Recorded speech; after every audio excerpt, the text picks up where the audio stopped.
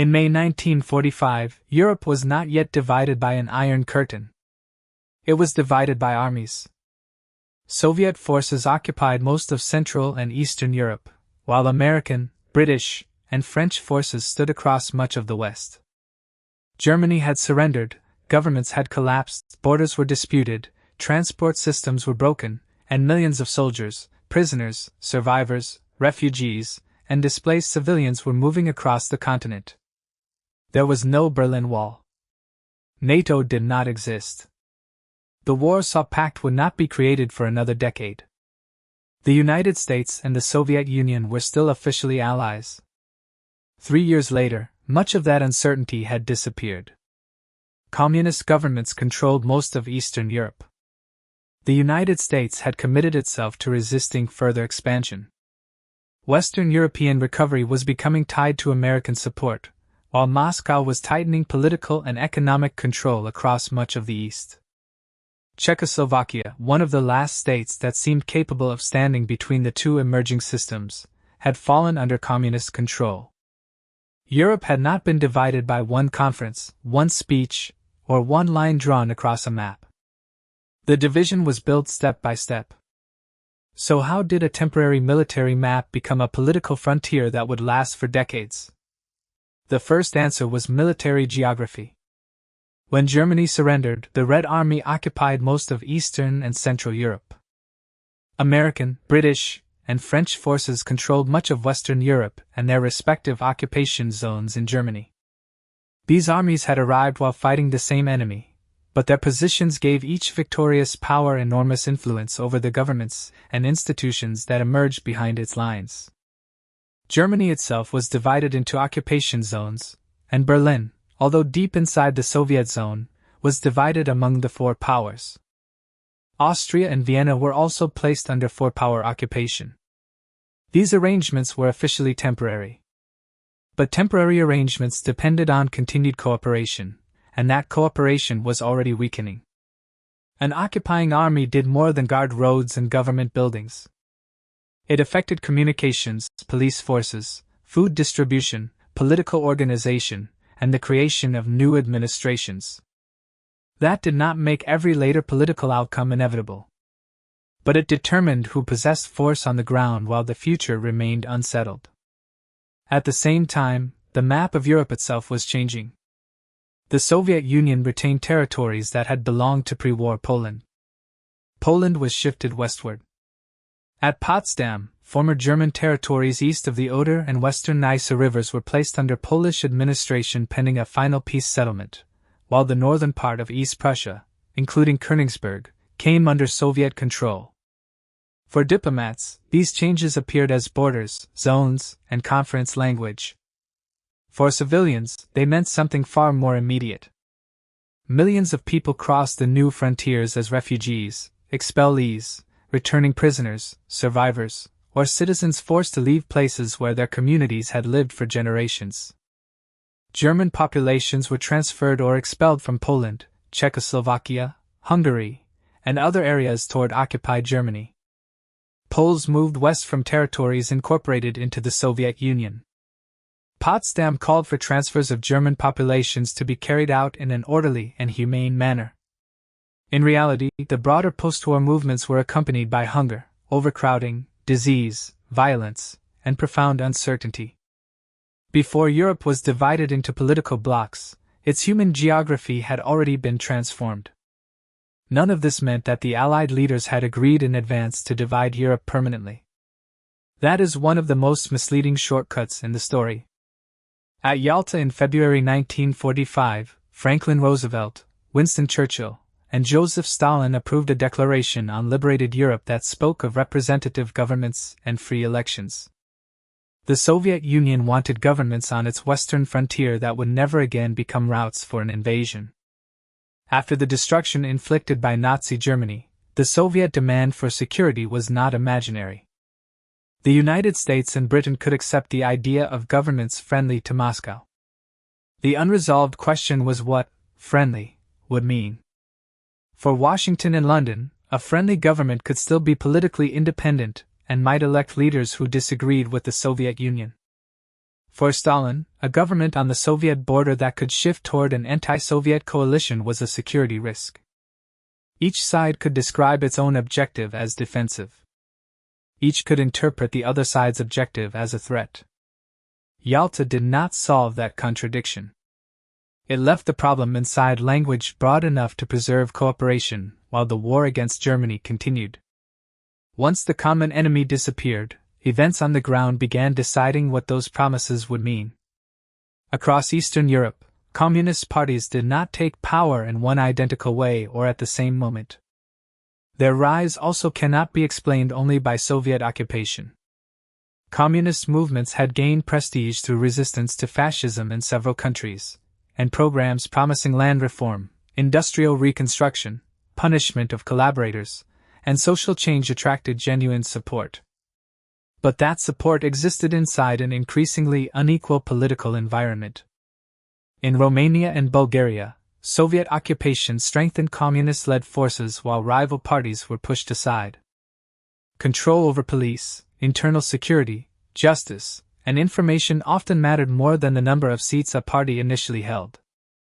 Hungary showed how dramatic the difference between votes and power could become. In the November 1945 election, the Smallholders Party won 57% of the vote. The Communist Party received about 17%.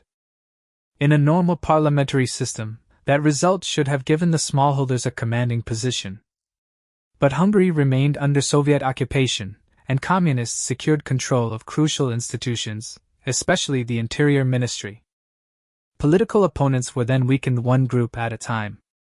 Some were arrested or accused of conspiracy. Others were pressured into exile or resignation.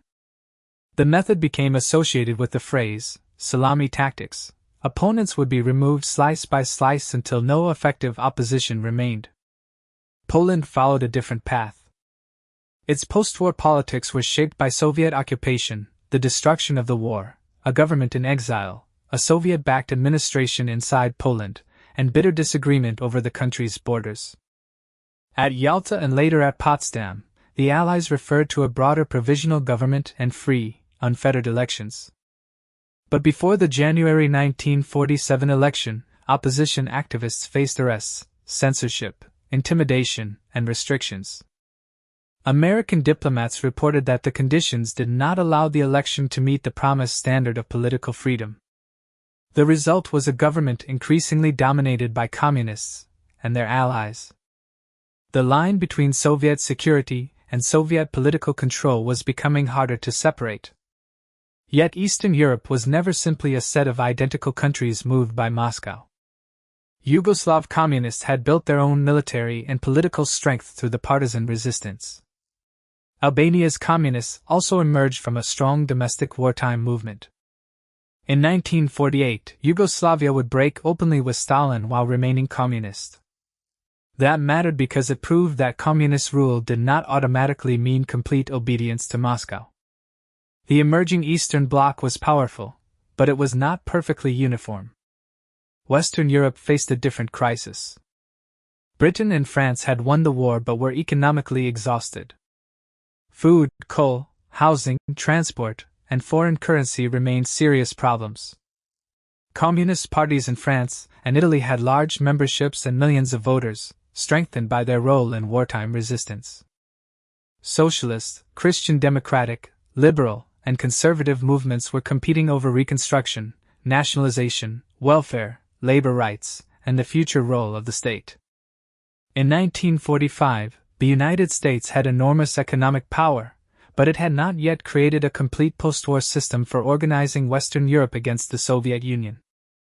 That began to change in 1947.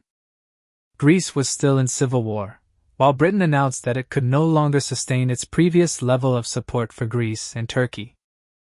On March 12, President Harry Truman asked Congress for assistance and framed the crisis as part of a broader struggle involving political coercion and the independence of states. The Truman Doctrine did not draw a final border through Europe, but it marked a major change. The United States was signaling that political struggles in Europe could no longer be treated as distant problems from which Washington could simply withdraw. Then economics pushed the division further. The winter of 1946 to 1947 exposed shortages, weak industrial production, damaged transport, and the danger that economic crisis could produce political instability. In June 1947, Secretary of State George Marshall proposed a European recovery program. The proposal was not initially presented as aid only for Western Europe.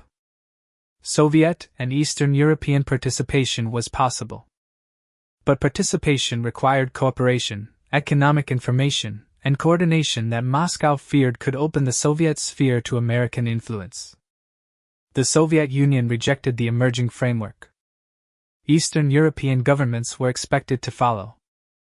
Czechoslovakia initially showed interest in participating in the discussions, then reversed course after pressure from Moscow. The significance was larger than the aid itself.